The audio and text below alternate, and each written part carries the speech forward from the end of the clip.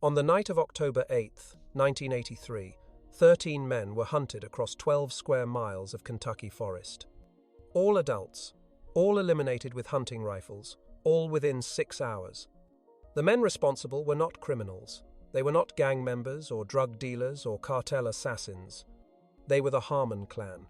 Father and sons, nephews who answered when family called, third-generation whiskey makers, Korean War veterans, church-going men who had never seen the inside of a jail cell.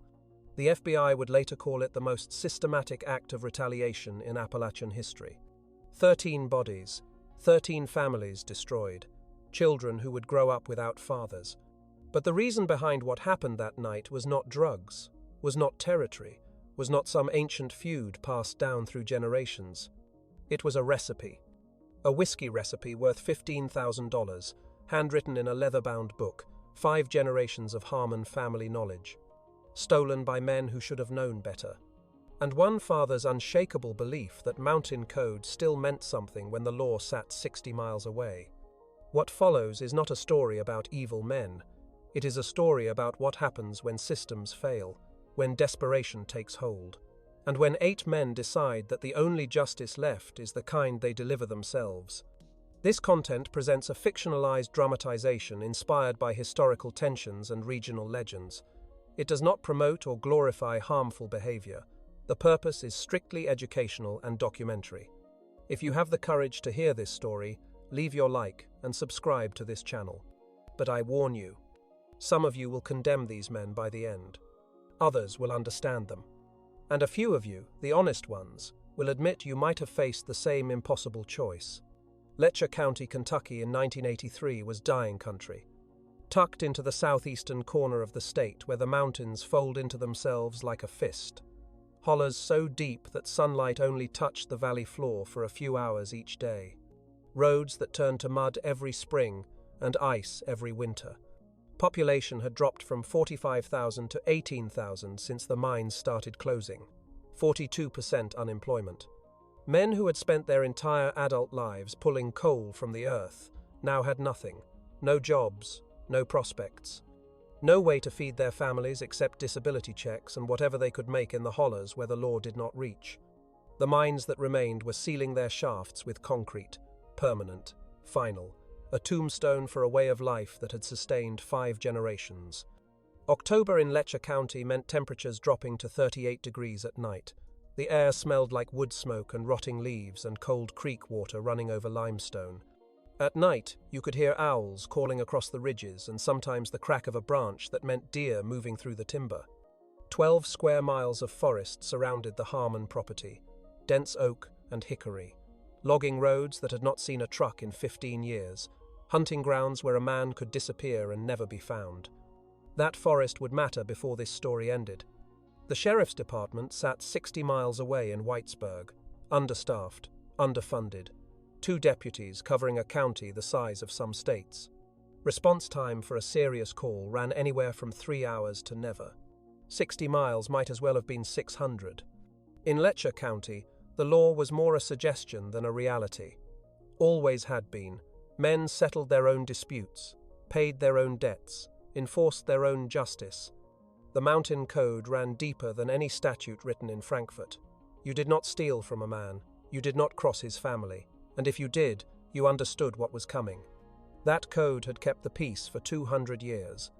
It was also the reason 13 men would lose their lives on a single October night. Because when Vernon Messer stole that recipe book, he was not just taking paper and ink, he was spitting on 5 generations of Harmon legacy. And in these mountains, some insults could only be answered one way. Elijah Harmon was 52 years old that October, though he looked closer to 65. 6'1", but years in the mines had curved his spine into a permanent stoop. His shoulders were still broad, still carried the strength of 3 decades underground. But his knees ached when the weather changed and his lungs rattled with every deep breath. His hands told the story of his life, massive, scarred across the knuckles. Black coal dust worked so deep into the creases that no amount of scrubbing would ever get it out. A man's hands, his father always said, showed what kind of life he had lived. Elijah's hands had built things, fixed things. provided for his family when providing seemed impossible. Those same hands would hold a rifle before the week was over. He had served in Korea, chosen reservoir. 17 days of fighting in temperatures that dropped to 35 below zero. He came home with a Purple Heart in a drawer and nightmares he never discussed. What he learned in those frozen mountains stayed with him. Patience, precision, the ability to do terrible things and keep moving forward. For 31 years after the war, he had worked the mines. Same as his father, same as his grandfather. Now the mines were sealed and Elijah was surviving on disability and whatever the whiskey operation brought in. He had married Ruth Ann in 1954, 29 years together. She was 50 now, working as a hospital aide in Whitesburg, driving 2 hours each way because it was the only job left. She had stood by him through cave-ins and layoffs and the slow death of everything they knew. She also knew what her husband was capable of, what that war had put inside him. They had 4 sons. Nathan was 31. A mining accident 3 years back had taken 2 fingers from his left hand. He never complained about it, just learned to work around what was missing. Jacob was 28, the quiet one, kept the books for the whiskey operation, thought things through before he spoke. If Nathan was the muscle, Jacob was the mind. Caleb was 25, hot-headed, drank more than he should, quick to anger and slow to forgive. He carried a rage inside him that had no proper target until the Messers gave him one. After October 8th, there would not be enough whiskey in Kentucky to help him forget what he had done. Ezra was 21, the youngest, still young enough to believe in second chances, still talked about joining the army, seeing something beyond these hollers. He asked questions his brothers had stopped asking years ago, wondered if there was another way. That wondering would haunt him for the rest of his life. 3 nephews completed the clan, Isaac, Josiah, and Micah, sons of Elijah's brother who had died in a mining accident in 76. Elijah had raised them as his own. When he called, they would answer. That was what family meant in Letcher County.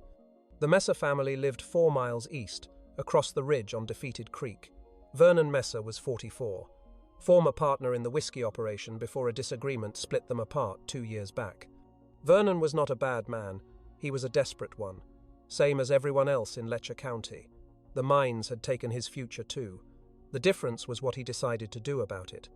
13 Messers were involved in what happened, Vernon and his 4 brothers, 8 cousins who followed where Vernon led. They should have known better. They should have remembered the code. The recipe book disappeared on the night of October 3rd. Elijah had checked the cellar at 6 in the evening, everything in its place. The leather-bound book sat on the shelf where it had sat for 40 years, handwritten pages going back to 1912, when his grandfather first put pencil to paper.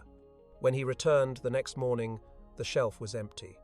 Not just the book, the copper tubing, the special yeast cultures his father had cultivated, 3 cases of aged whiskey ready for sale. Everything that represented 5 generations of Harmon knowledge and $15,000 in value. Gone. Vanished like it had never existed. Elijah stood in that cellar for a long time, just staring at the empty shelf. His hands opened and closed at his sides. There were only 4 families in the county who knew about that cellar. Only one who had the knowledge to understand what they were taking. Only one who had been asking questions about buyers down in Tennessee just 2 weeks earlier. Vernon Messer. On October 5th, Elijah drove his truck across the ridge to Defeated Creek. The road was rutted and steep, barely more than a logging trail. He had driven it 100 times when he and Vernon were still partners. Vernon was behind his barn, splitting firewood. He looked up when Elijah's truck appeared, set down the axe, waited. Elijah climbed out slowly. His knees protested, but his face showed nothing. Vernon spoke first. Friendly enough on the surface. Elijah. Been a while. What brings you over the ridge? My family's recipe. Elijah's voice was flat. No anger yet, something colder. 5 generations in that book. Figure you might know where it went. Vernon's face showed nothing. That is unfortunate. But I do not know anything about your family business. A long silence stretched between them. Somewhere down the hollow, a dog barked. I am giving you until sundown Friday. Elijah spoke slowly, each word measured. Return what is mine. We forget this happened. He paused. Do not return it, and we settle this the old way." Vernon straightened up, gripped the axe handle but did not lift it. "You threatening me, old man?" That word, old man, spoken with just enough contempt to make it an insult. Vernon would hear those words one more time before he stopped hearing anything at all. "I am giving you mountain warning." Elijah held his gaze. "You know the code, same as me. A man steals another man's legacy. That debt gets settled." Elijah turned and walked back to his truck. Did not look back. 4 witnesses saw the whole exchange. By sunset, everyone in eastern Letcher County knew the Harmons and Messers were headed for trouble. Elijah tried the law, drove 60 miles to Whitesburg the next morning, filed a report with the sheriff's department, explained about the recipe, the theft, the confrontation. Deputy wrote it down. Said someone would follow up. Nobody followed up. He called again 2 days later. Different deputy, same result. Property dispute over a whiskey recipe was not priority. Not when they had 2 men covering 400 square miles. Not when the meth trade was bringing real violence to the county every week. By Friday morning, Elijah had stopped expecting help. The message was clear. No one was coming. No one was ever coming. If justice existed, he would have to deliver it himself. Sundown Friday came and went. No truck appeared on the road. No phone call came. No Messer brother showed up to make things right. Just silence. And the message that silence carried. 2 hours after the deadline passed, Elijah called his sons and nephews together. They gathered in the kitchen, same table where they had shared meals for 30 years. Same wood that still bore the marks of 4 boys growing up. Ruth Ann stood in the doorway, arms crossed, face unreadable. She did not try to stop what was coming. Some decisions you could not stop, you could only witness. Elijah did not waste words. They took what is ours. The law will not help. You know what that means. Silence around the table. Nathan spoke first, his damaged hand resting on the wood. When? Sunday night, after midnight. Caleb leaned forward. All of them. All of them. Every Messer who had a hand in this. Ezra, 21 years old, still young enough to believe in other options, asked the question no one else would. Is there another way? Elijah met his youngest son's eyes, held them. There was. They chose not to take it. Ruth Ann's hand tightened on the doorframe. Her knuckles went white. Once we do this, Elijah said, there is no going back. We will answer for it eventually, to the law, to God, but they answer first. One by one, his sons nodded. His nephews followed. The decision was made. The preparation took 3 days. Elijah gathered weapons from across the property. His own .30-06, the rifle his father had left him, Nathan's Winchester, Jacob's Remington, Caleb's lever action that he used for deer. The nephews brought what they had. 8 rifles, 8 men, 13 targets. Ammunition came from different stores. Whitesburg, Hazard, Pikeville. Never the same place twice. Always cash. Never enough at one location to raise questions. Elijah's cousin in Harmon County provided additional rounds. No questions asked. Family understood family. They studied the Messer properties for 2 days. Isaac watched from the timber line, documenting patterns, who came and went, who slept where, what time the lights went out. 3 locations. The main house where Vernon lived, Earl's trailer half a mile down the creek, and the hunting cabin on Ridgeback Road where the cousins gathered on weekends. That cabin sat at the end of a logging road that had not seen maintenance in 20 years. One way in, one way out. 3 Messers would make their last stand there before the night was over. Elijah assigned positions the way he had learned in Korea. Hand signals, fields of fire. No wasted movement, no room for error. Sunday night, they gathered at the edge of the Harmon property. 8 men in dark clothing, 8 rifles loaded and ready. Elijah looked at each of them in turn. His sons, his nephews, boys he had raised, men who were about to cross a line that could never be uncrossed. Nobody spoke. There was nothing left to say. 11:47 on the night of October 8th, 1983. Temperature had dropped to 34 degrees. No moon. Cloud cover sat heavy on the ridges, blocking whatever starlight might have helped. The darkness in these hollers was absolute. the kind of dark that city people never experienced. Elijah sat in his truck at the edge of the timberline, engine off, windows down, listening. The Messer compound sat 200 yards below. Through the trees, he could see light from Vernon's kitchen window, television flickering blue in the front room, a normal Sunday night. Family gathered. No idea what was coming. His breath came slow and steady. He had expected his hands to shake. They did not. He had expected fear, or doubt, or something that felt like hesitation. Instead, there was only cold purpose, like he had already stepped outside himself, like he was watching from somewhere far away. He picked up his rifle, opened the bolt, confirmed the round, closed it with a quiet click that seemed loud in the silence. Behind him, 4 truck doors opened simultaneously. His sons and nephews emerged like shadows, dark clothing, rifles held low, moving through the timber without sound. They had rehearsed this, knew their positions. Nathan and Isaac would circle east, Jacob and Josiah would hold the road, Caleb and Micah would move with Elijah toward the main house. Ezra would watch the back, make sure no one slipped away into the forest. Elijah raised his hand. The signal. Movement began. 11:55. Vernon Messer was in his kitchen when the back door opened. He turned from the refrigerator, a beer in his hand, wearing long johns and wool socks, ready for bed. When he saw Elijah standing there with the rifle, his face went through several changes. Confusion first, then recognition, then something that might have been acceptance. Harmon. Vernon set the beer down slowly. Figured you might come eventually. Elijah said nothing, just stood there. Rifle pointed at the floor. Not yet raised. The recipe book is in my truck. Vernon's voice was steady. Take it. Take the money too. 1,500 in the glove box. We can end this right now. That was 3 days ago. Elijah's voice was quiet. You had your chance 3 days ago. Vernon's jaw tightened. So that is how it is. That is how it is. A long moment passed. Somewhere in the house a television played, canned laughter from some sitcom. Vernon almost smiled. My brothers are here. My cousins. You think you are walking out of this hollow alive? I know I am. Vernon's eyes went to the window, searching for help that was not coming. When he looked back, something had changed in his face, the bravado cracking. Elijah, we go back 20 years. We were partners, friends, we were. Then you looked at me like I was nothing, called me old man like it was something to be ashamed of.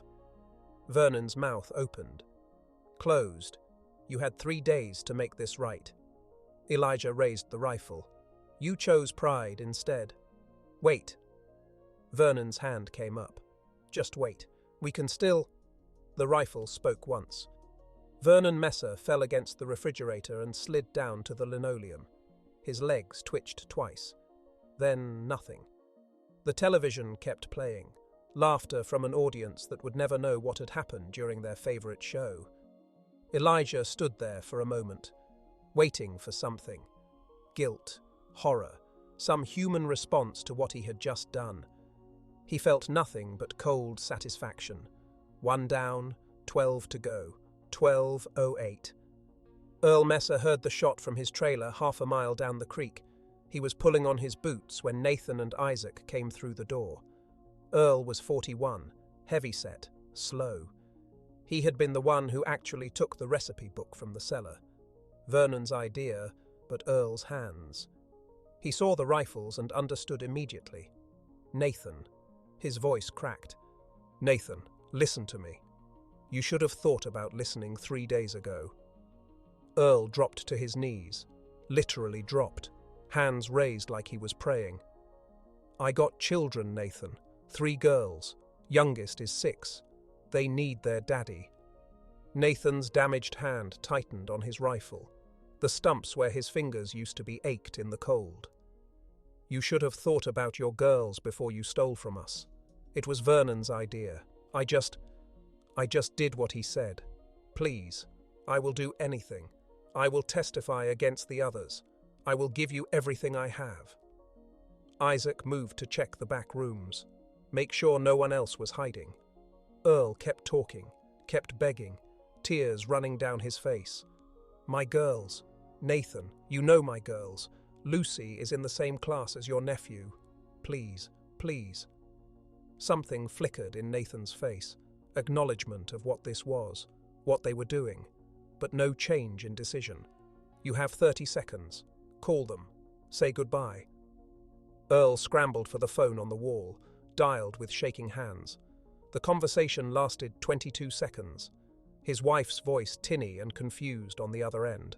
Earl telling her he loved her, telling her to kiss the girls, telling her he was sorry. He hung up, turned around, face wet, hands shaking. They are just babies. Nathan's voice was barely a whisper. I know. The rifle ended the conversation. From somewhere in the trailer, Isaac called out. Clear. They moved to the next target. 12:23. Floyd Messer ran. He had heard the shots echoing across the hollow, understood what they meant. By the time Caleb and Micah reached his place, Floyd was already 200 yards into the timber, running blind through the darkness, branches whipping his face, roots catching his feet.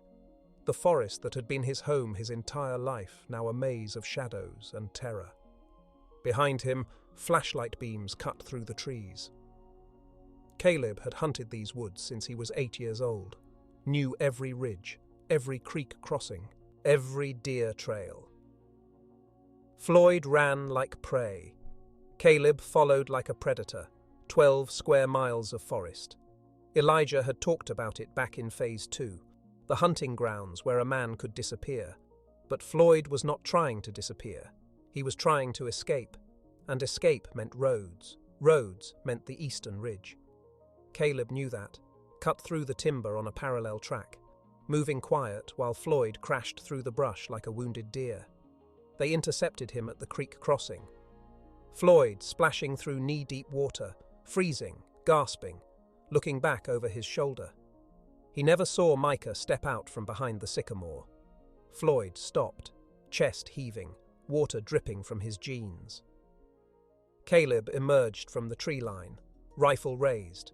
Nowhere left to run, Floyd. Floyd's shoulders sagged. The fight went out of him all at once. Just do it then. Get it over with. Caleb hesitated. This was different from the others. No begging, no bargaining, just resignation. The rifle spoke. Floyd fell backward into the creek. The water carried him a few feet downstream before his body caught on a rock, face down, still. Caleb stood there for a long moment, then turned and vomited into the brush. Micah found him on his knees, retching, body rejecting what his mind had commanded. Caleb. What did we do? Caleb's voice broke. Micah, what did we... We did what needed doing. Get up. I cannot. I cannot do any more. You can. You will. There are more left. Then it is over. Caleb looked at his hands, shaking, wet from the creek water. These hands had held his daughter when she was born, had built her a swing set last summer, had wiped her tears when she fell off her bicycle. Now they were something else. He stood, wiped his mouth. Something had died in his eyes, something that would never come back. They moved toward the hunting cabin, 1:15 in the morning. The cabin on Ridgeback Road was surrounded. 3 Messers inside, Sherman, Harlan, and Chester. They had heard the shots, had tried to flee, found the logging road blocked by Jacob and Josiah. Now they were trapped. One way in, one way out, just like Elijah had planned. The standoff lasted 11 minutes. Sherman called out from a window, rifle barrel visible. Harmon, we know you are out there. We are armed. You come through that door, some of your boys are going to get hurt. Elijah's voice came from the darkness. Maybe, but all 3 of you will be gone before sunrise. That is a guarantee. Silence from the cabin. The 3 men inside calculating odds they already knew were hopeless. Sherman spoke again, quieter now. What do you want? You know what I want. Same thing I wanted a week ago. More silence. Then the sound of arguing inside. Voices raised. Someone wanting to fight. Someone wanting to surrender. Chester made the decision for all of them. Came out the front door with his hands up. I am done. He was crying. I am not going to lose my life over Vernon's stupidity. I am done. Jacob grabbed him, zip-tied his hands, pushed him down to his knees by the woodpile. Sherman came next. Then Harlan, both silent, both resigned. Elijah emerged from the tree line, walked toward the three kneeling men. Sherman looked up at him, held his gaze. You know this will not bring your recipe back. What is done is done. Eliminating us will not change that. Elijah stopped in front of him. This is not about the recipe anymore. This is about what happens when a man spits on another man's family. When he steals 5 generations of legacy and laughs about it. I never laughed. Vernon did. That is enough. The 3 confrontations happened quickly. Sherman first, then Harlan, then Chester. Chester was still crying when the rifle spoke. 1:38 in the morning. 13 Messers were gone. The worst act of retaliation in Appalachian history was complete. Elijah walked back to his truck. His boots left prints in the frost, visible, clear, evidence for whoever came looking. It did not matter. He was not running. His sons and nephews emerged from the darkness, all silent, all changed forever. Ezra was crying. Quiet tears he did not bother to wipe away. Jacob's face had gone blank, the expression soldiers get when they have seen too much. Caleb still had vomit on his jacket. Did not seem to notice anything. Nathan stood apart, flexing his damaged hand, the one that had already lost so much. Now it had taken even more. Elijah climbed into his truck, sat behind the wheel. His hands finally shook. He looked at them in the dim light. These hands had built a home, held his wife, raised 4 sons, fixed trucks and mended fences and done honest work for 5 decades. Now they were something else. Nathan climbed in beside him. What now? Elijah stared at the darkness beyond the windshield. We go home, we clean up, we wait for them to come. He started the engine. 8 men who had crossed a line they could never uncross. Carrying the weight of 13 gone, knowing they would carry it for the rest of their lives, however long that turned out to be. 6 hours after the last shot echoed across Ridgeback Road, a man named Curtis Bowling found the first body. Curtis was 63 years old, retired miner. Lived alone in a cabin on the East Fork of Defeated Creek. Every Monday morning, he walked the timberline checking his rabbit traps. Had done it for 30 years. Same route, same time, same quiet ritual that gave his week structure. He expected to find rabbits. What he found instead would haunt him until the day he passed. Floyd Messer lay face down in the creek, water running over his back, arms stretched out like he was reaching for something he would never grasp. The cold had kept the body preserved, almost peaceful looking if you did not notice the wound. Curtis did not scream, did not run. He was too old for panic. He just stood there on the creek bank for a long time, listening to the water, watching the mist rise off the surface. Then he walked the 2 miles back to his cabin and called the sheriff. By 9 in the morning, more calls came in, frantic, confused, terrified. A woman driving to work found Earl Messer's trailer door standing open, blood visible through the screen. Vernon Messer's wife came home from her night shift at the hospital, found her husband on the kitchen floor, the television still playing. A hunter stumbled onto the cabin on Ridgeback Road, saw the 3 bodies by the woodpile, turned and ran so fast he left his rifle behind. By noon, the body count had reached 13. Letcher County woke up to discover what had happened while they slept. 13 men from the same family. Eliminated across 3 locations within 6 hours. The most systematic act of violence the region had ever seen. 30 miles away in Whitesburg, churches held their regular Sunday services. Families ate breakfast together. Children played in yards. Nobody knew yet. Nobody knew how close they had been to something terrible while they went about their ordinary lives. State police arrived by 2 in the afternoon, FBI by evening.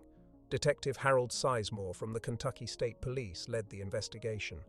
He was 54 years old, 31 years on the force, had worked homicides in Louisville, drug cases in Lexington, corruption investigations that brought down 2 county judges. But walking through Letcher County that Monday, counting the locations, studying the precision of what had happened, he felt something shift in his understanding of violence.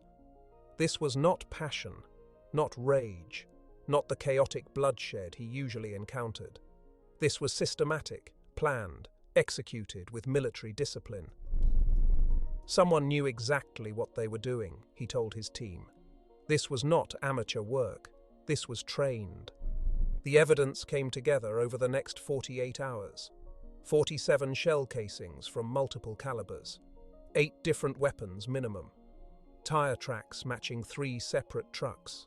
Boot prints in the frost that showed coordinated movement, flanking positions, fields of fire. Whoever did this had military experience, Sizemore noted. The positioning alone tells you that. These men knew how to move, how to cover each other, how to eliminate targets efficiently.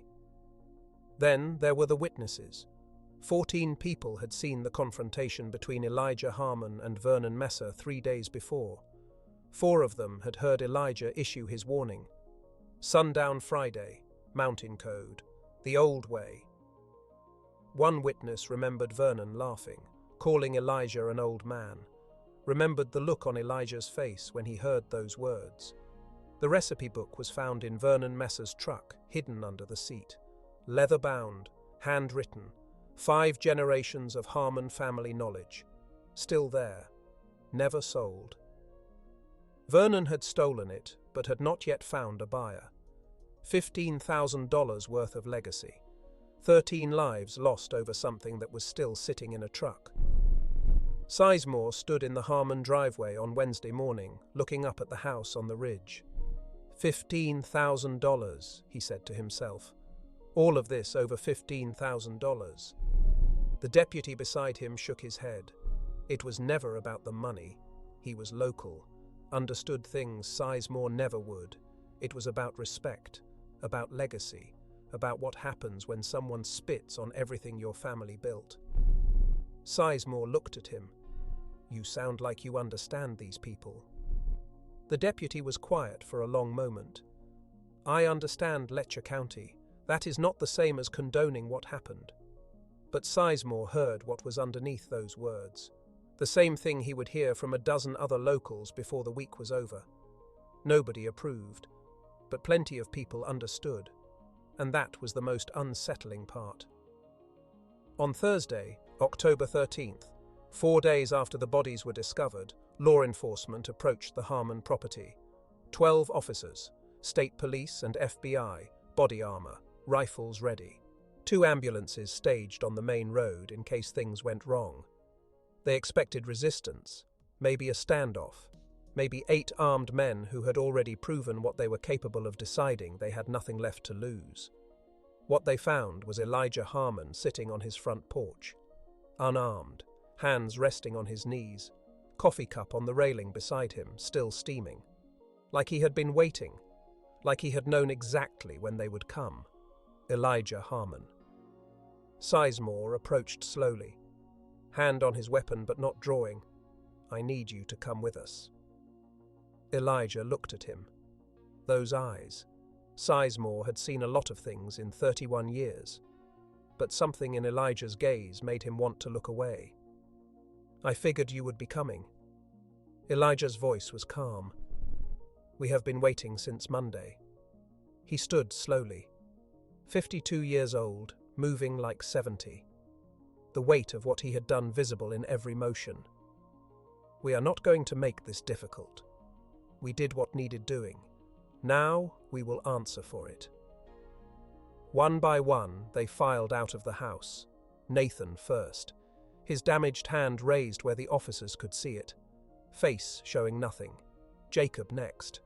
Still wearing the same clothes from Sunday night. Had not changed, had not slept, had just been waiting. Caleb came out with his head down, could not look at the officers, could not look at anything. Then Ezra, the youngest, 21 years old, tears running down his face that he did not bother to hide. Then the nephews, Isaac, Josiah, Micah, young men who had followed their uncle into something they could never undo. 8 men, all surrendering, all accepting what came next. Sizemore put the handcuffs on Elijah personally, felt the calluses on those massive hands, the coal dust still embedded in the creases. Was it worth it? Elijah looked past him, at the mountains, at the timberline where his family had lived for 4 generations, at the home where he had raised his sons, at everything he was about to lose. "Ask me when I am dying in prison, then I will tell you." Ruth Ann watched from the porch, arms wrapped around herself, face unreadable. She did not wave, did not call out, did not weep, just watched her husband and her sons and her nephews disappear down the driveway in a convoy of police vehicles, knowing she would never see them as free men again, knowing she had watched them leave Sunday night and said nothing, knowing she would carry that silence for the rest of her life. Letcher County split down the middle. At the diner in Whitesburg, conversations grew heated. At church services, preachers struggled with what to say. In the hollows where the Harmons and Messers had lived, people locked their doors and spoke in whispers. Some said Elijah Harmon was a monster, mass murderer, deserved the death penalty. No mercy for what he had done. 13 men with families of their own. Children who would grow up without fathers. Wives who would grow old alone.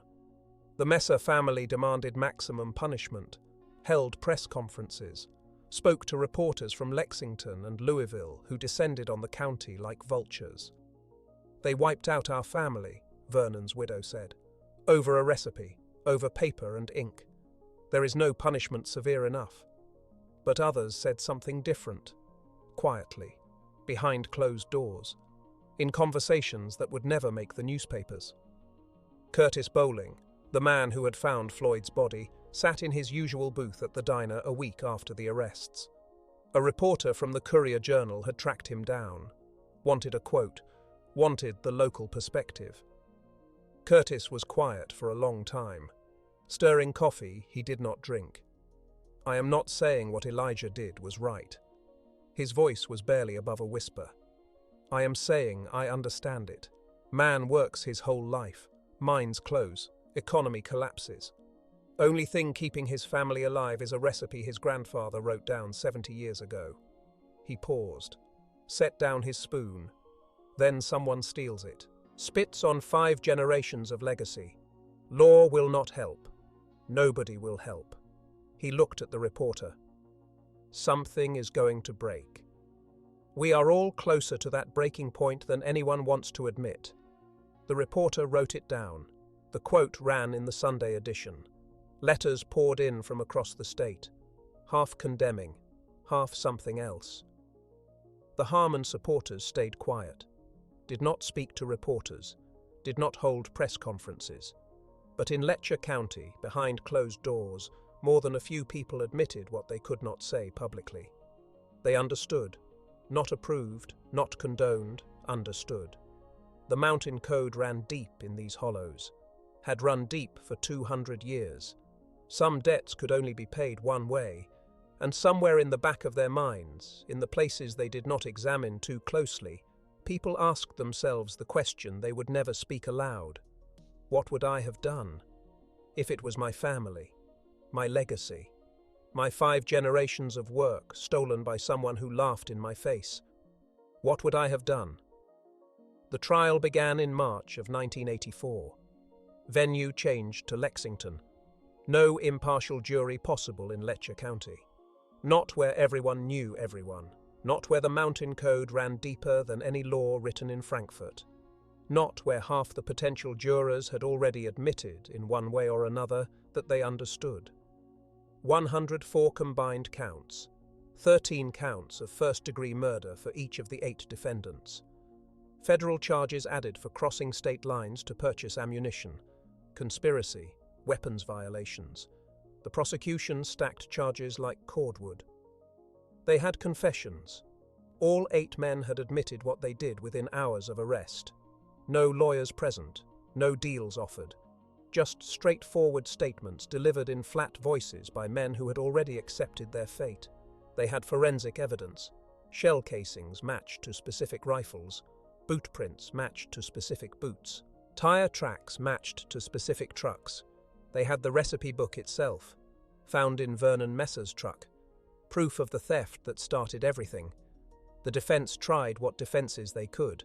Extreme emotional disturbance, 5 generations of legacy stolen, a community abandoned by law enforcement, economic desperation that had pushed an entire region to the breaking point.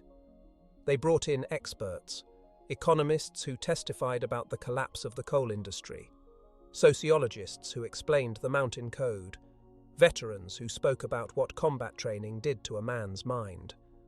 For 3 weeks, the defense painted a picture of Letcher County in 1983. The poverty, the hopelessness, the systematic abandonment by every institution that was supposed to help. The prosecution destroyed it in 2 days. Extreme emotional disturbance does not involve 6 days of planning. The prosecutor was a woman from Louisville named Catherine Wells. Methodical, relentless. She had never lost a capital case. This was not passion. This was premeditation. This was 8 men who made a calculated decision to eliminate 13 human beings over a property dispute. She held up photographs. Vernon Messer's 3 children, Earl Messer's daughters, the families left behind. These men had wives too, children too, legacies too. And now they are gone, erased. Because Elijah Harmon decided his recipe book was worth more than 13 human lives. The jury deliberated for 9 hours over 2 days. Guilty, all charges, all defendants. When the verdict was read, none of the Harmon men reacted. They had known from the moment they pulled those triggers how this would end. The trial was just a formality, a ritual the system required before it did what everyone knew it would do. Sentencing came 6 weeks later.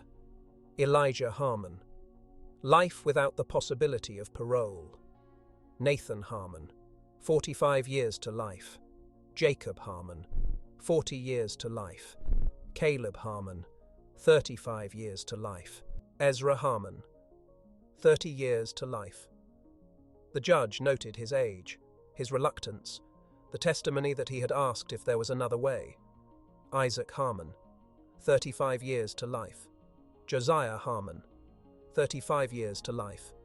Micah Harmon. 30 years to life.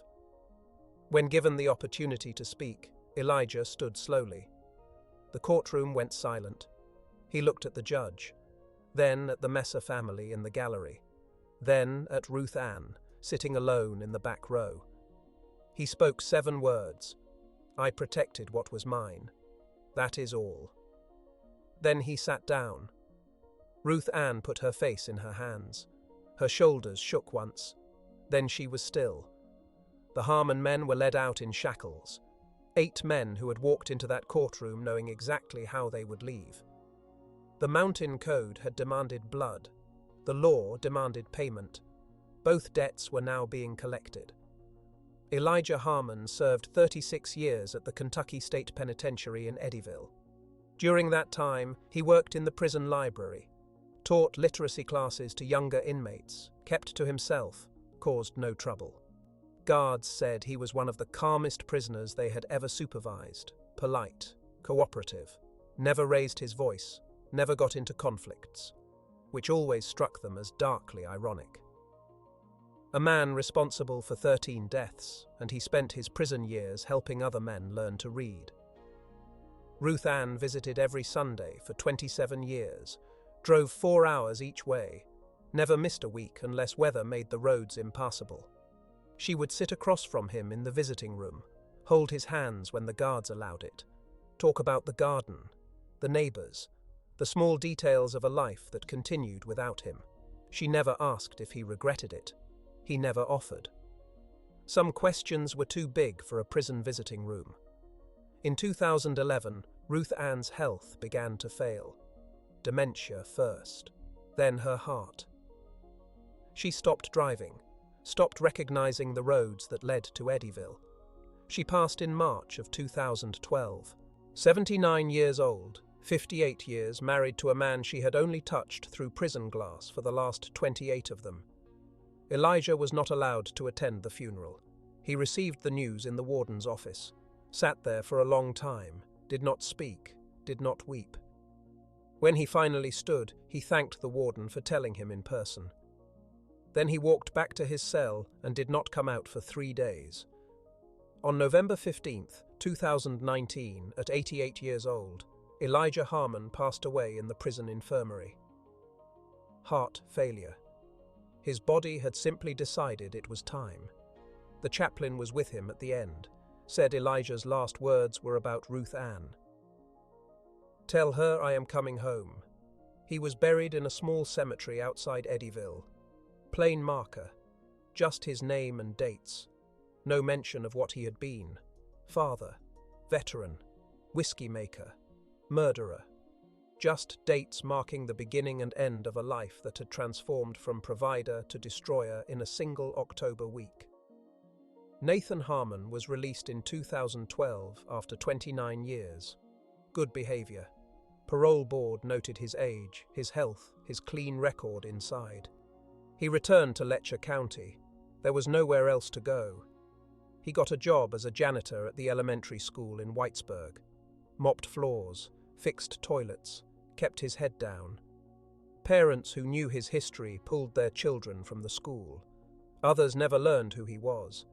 Just saw an old man with a damaged hand who kept the hallways clean. He is 72 now, lives alone in a rented trailer outside of town. Never married, never had children of his own. A reporter tracked him down in 2018, wanted to interview him for the 35th anniversary of the case. Nathan refused, said only one thing before closing the door. "I was 31 when it happened. I am 71 now. Still do not have answers, just nightmares." Jacob Harmon never left prison. He developed lung cancer in 2006. The coal dust that had been in his lungs since childhood finally caught up with him.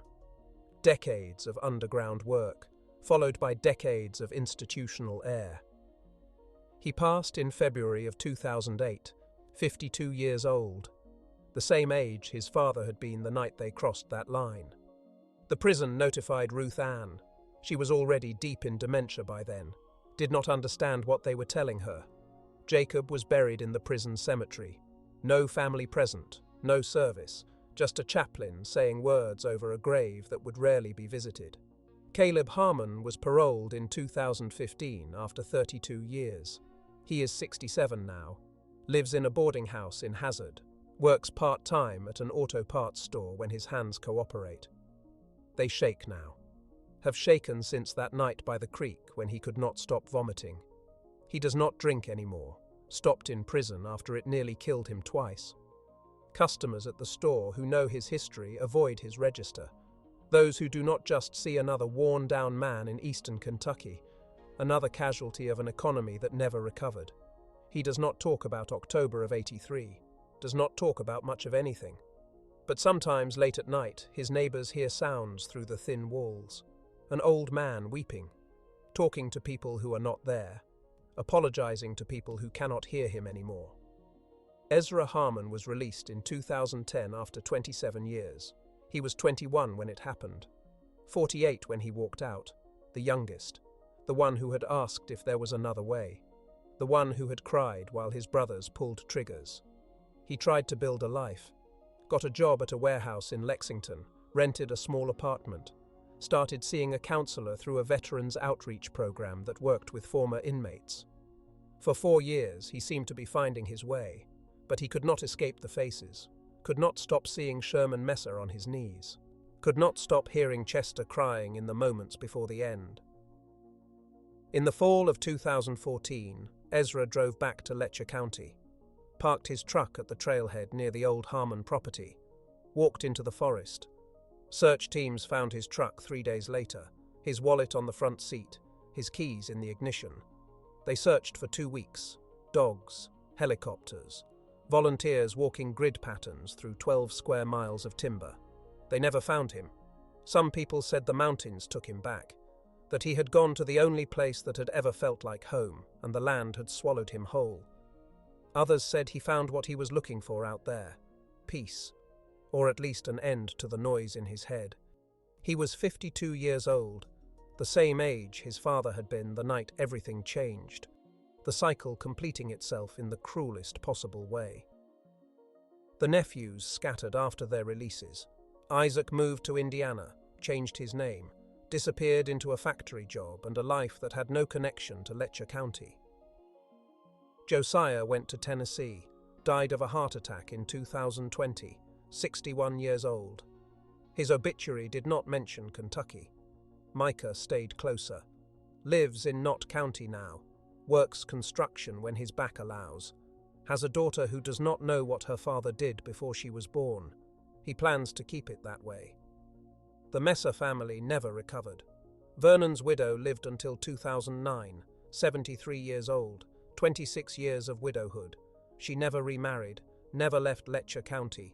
She raised her 3 children alone, working double shifts at the hospital, taking in sewing, doing whatever it took to keep food on the table. When reporters found her for anniversary stories, she always said the same thing. They took everything, and for what? A recipe, paper, and ink. Earl Messer's daughters are in their 40s now. Both left Kentucky as soon as they were old enough. Both changed their names. Both struggle with relationships, with trust, with the weight of what happened before they were old enough to understand. One of them wrote a letter to the parole board when Nathan came up for release, asked them to keep him inside forever. They did not. 13 families destroyed. Children who grew up without fathers. Wives who grew old without husbands. A wound in the community that never fully healed. 2 generations later, and people in Letcher County still do not speak the names Harmon and Messer in the same sentence. Some wounds are too deep for time to reach. The Harmon property sat empty after Ruth Ann passed. Nobody wanted it. Too much history. Too many ghosts. The house collapsed in on itself over the years. Roof first, then the walls. Now it is just a foundation and a chimney standing alone in a field of weeds. Local teenagers say it is haunted, tell stories about lights in the windows, sounds in the timber, the ghost of Elijah Harmon still walking his land, the cellar where the recipe book was kept filled with water years ago. Whatever remained down there is gone now, rotted away, returned to the earth. The Messer compound was bulldozed in 1991. Vernon's widow could not stand to look at it anymore. Sold the land to a timber company for almost nothing. Today it is just another hillside in eastern Kentucky. Trees growing where houses used to stand. No marker, no memorial. Nothing to indicate that 13 men drew their last breaths there on an October night.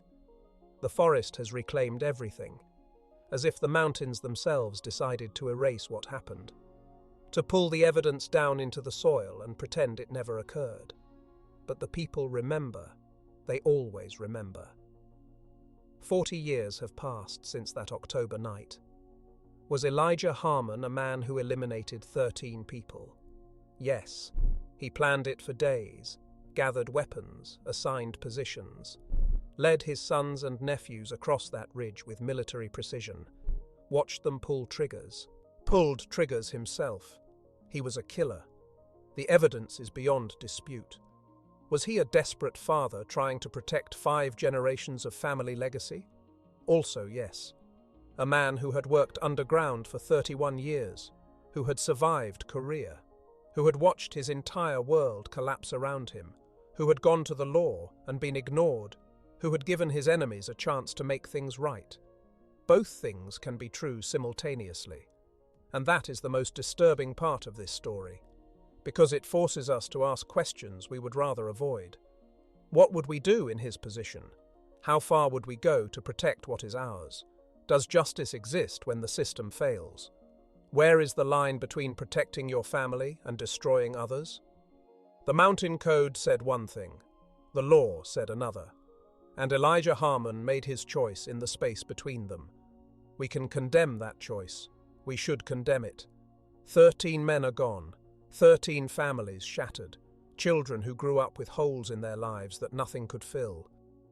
But condemnation is easy from a distance, from comfortable lives where the system still works, where the law still answers when we call, where desperation is something we read about, not something we live. The people of Letcher County did not have that luxury.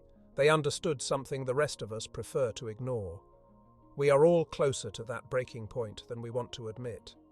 One theft, one betrayal, one moment when everything you built gets taken and nobody will help you get it back. What would you do? Elijah Harmon answered that question with a rifle and a 6-hour night in October. And 40 years later, we are still arguing about whether he was a monster or a man pushed past his limits. Maybe he was both. Maybe that is the point. If this story made you think about justice and desperation and the price we pay when systems fail, leave your like and share this video. Subscribe to this channel for more stories that challenge what we think we know about right and wrong. Comment below. What would you have done in Elijah's position? Where do you draw the line? Because these stories are not just history.